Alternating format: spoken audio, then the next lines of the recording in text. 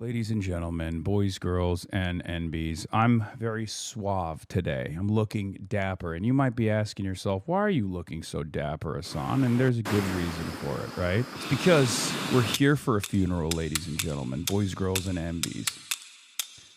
That's right. A second Trump affiliate has been hit. A second plane has hit the Trump towers. Pamela Joe Bondi, an American attorney and politician who served, and I say served, as the 87th United States Attorney General from the year 2025 to the year 2026, a member of the Republican Party as the 37th Attorney General of Florida, has now been fired. That's right.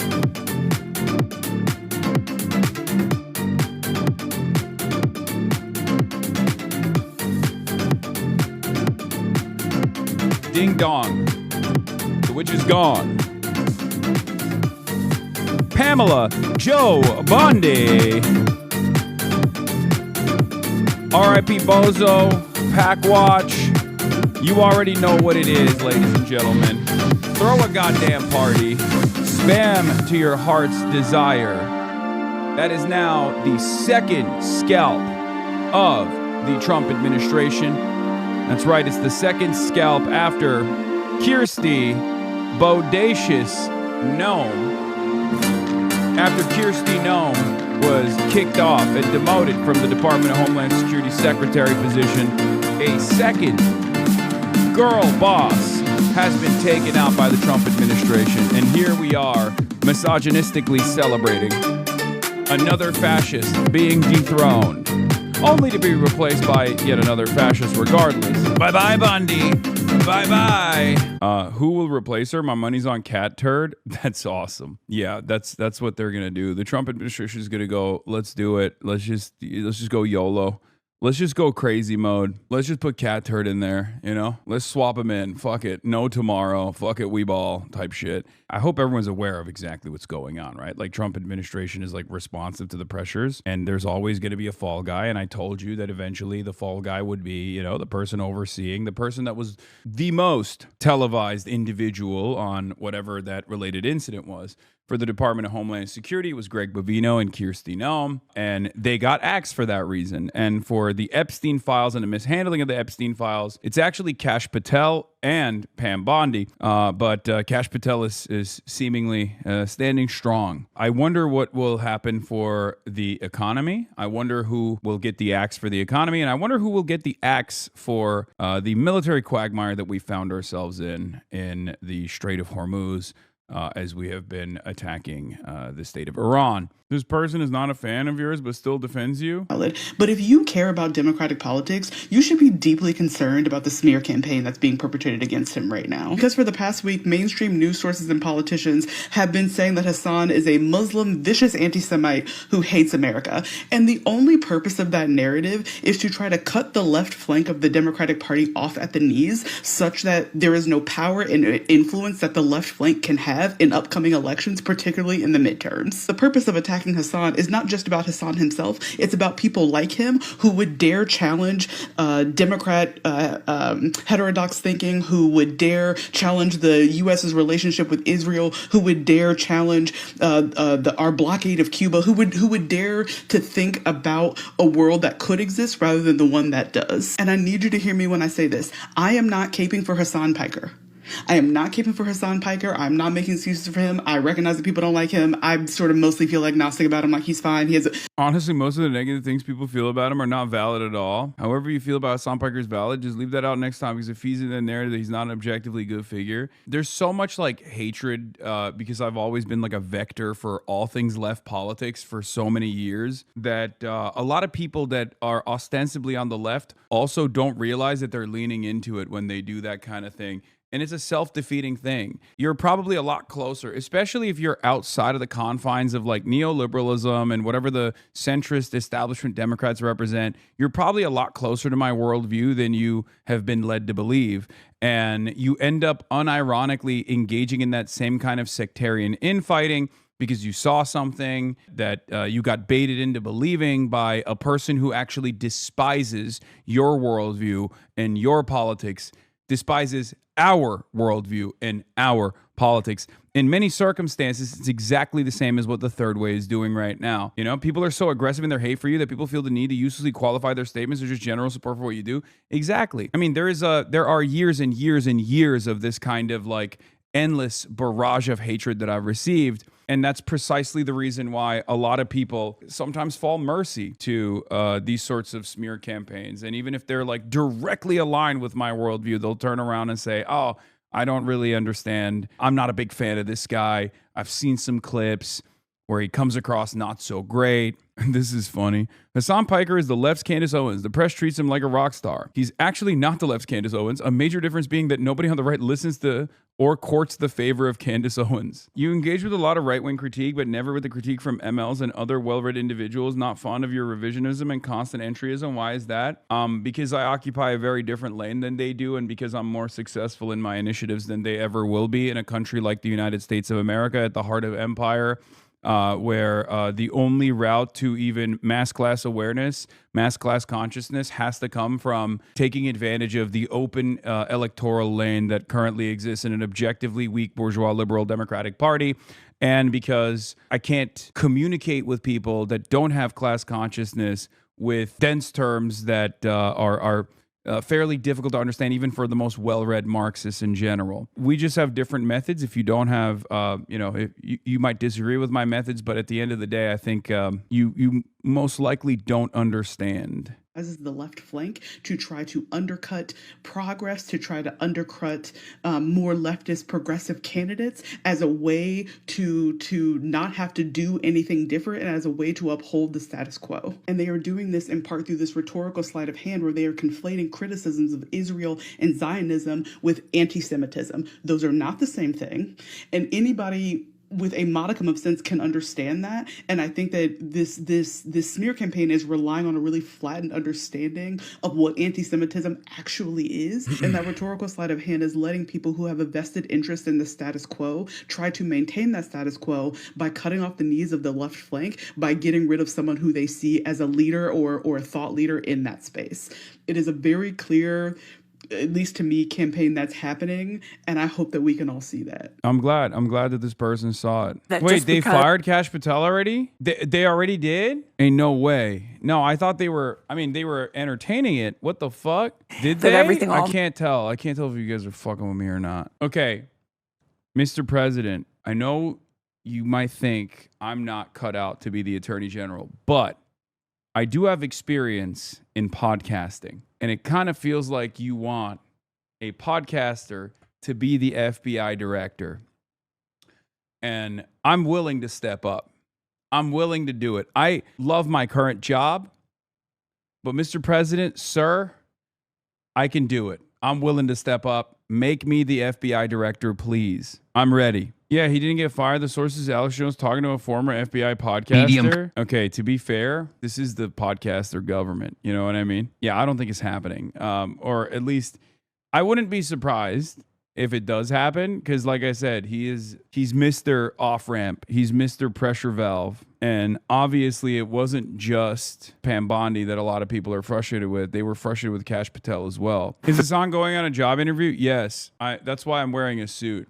Because I have a job interview. There's going to be potentially a job opening as the director of the Federal Bureau of Investigations. And I wanted to look dapper and spiffy. As a podcaster myself, I feel like they're looking for a new FBI director who will also be a podcaster, right? Like, kind of feels like they thought, this is the best possible FBI director we could have had. What's really interesting about this is some people are beginning to recognize that, we're the villains here. Joe Rogan and Theo Vaughn had a conversation. Let's take a look at what they had to say. What do you think is going to happen? You think we're going to be okay? I hope so. Of course. I don't know. Do you think about it? I'm confused. I can't believe we went to this war. When we started bombing Iran, I was like, this can't be true. And what about Lebanon now? I know. Israel's invaded Lebanon. Yeah. Yeah. And it's like, just fucking stop. Like, what do you need? Well, they're trying to, supposedly, they're trying to stop the terrorists Yeah, that's crazy, though, if you're the fucking terrorist. You know what I'm saying? Like, if you want to stop them, fucking stand in front of the fucking mirror and start there. I mean, what do you say? What can you even fucking say to that? It's all just a cat and mouse game. People are like, we'll elect the Democrats next time. It's like, but it's all the same shit has been happening forever. They haven't been helping anybody forever. They're letting fucking politicians slurp on kids. All of our fucking money goes to Israel and they're using it to fucking genocide people. It's like everybody is scared out of their wits right now. It's like our religious leaders are afraid to speak out. And it's like it's a time where it's like Satan is amongst us and our religious leaders are fucking talking about bullshit at the poll. It's just like, what is going, I don't know, man. We got to get you off those antidepressants, son. You're losing your fucking marbles. You think I am? Come hang out with us. Oh my God, Joe Rogan. He's right. Like, he's not even wrong. He's right.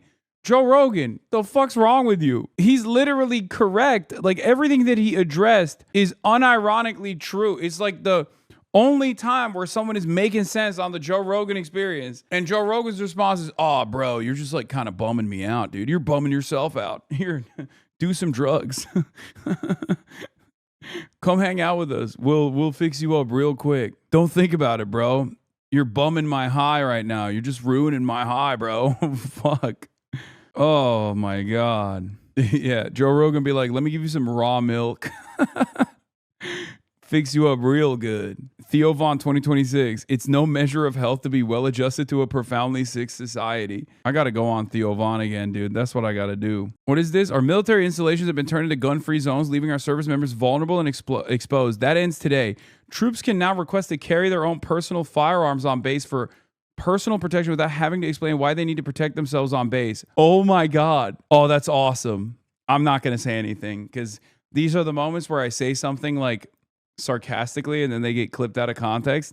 I'm just not going to say anything. Yeah, good luck to the American military. Wow, that seems like a cool thing. Deciding to play on New Game Plus difficulty, I see. Huh, interesting. Cool. That's cool. I can't think of a better place to just like have a bunch of guys armed to the fucking gills, dude. Our great republic was founded on a simple yet bold idea. Our rights as citizens are not granted to us by government, but instead by God. 250 years ago, the Revolutionary War was fought to secure our God-given rights.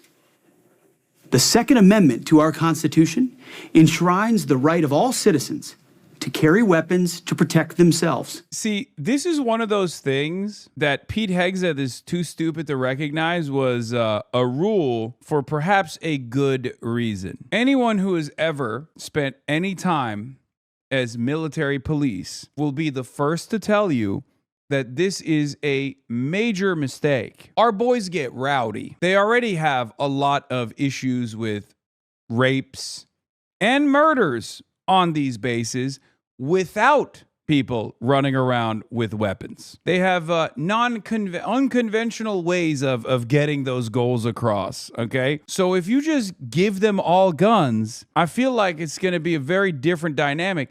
It's very interesting that these dumbasses legitimately think like, oh, it was the libtard pussies that made it so that, you know, our brave boys don't have their fucking personal firearms at their hip on these military bases, and not because you don't want those guys to have access to their personal weapons outside of moments where they are you know, tasked with using them. Before today, it was virtually impossible. Most people probably don't know this. It was virtually impossible for War Department personnel to get permission to carry and store their own personal weapons aligned with the state laws where we operate our installations. I mean, effectively, our bases across the country were gun-free zones. Unless you're training or unless you are a military police. I wonder if there was a good reason for that. When I think of like American military bases having such a rule, my assumption is there's probably a good reason for that, you know? Given a bunch of 18-year-olds that are, you know, going through some crazy emotions and constantly getting yelled at, constantly bullying one another, an unlimited amount of access to weapons kind of doesn't feel like the right thing to do. You couldn't carry, you couldn't bring your own firearm for your own personal protection onto post. Yeah, for what reason? Like, there's got to be a reason, right, Pete? You didn't think about that? You didn't think that there was a reason for that? In your mind, you thought it's because our generals were pussies? Is that what you thought was going on? They're libtards.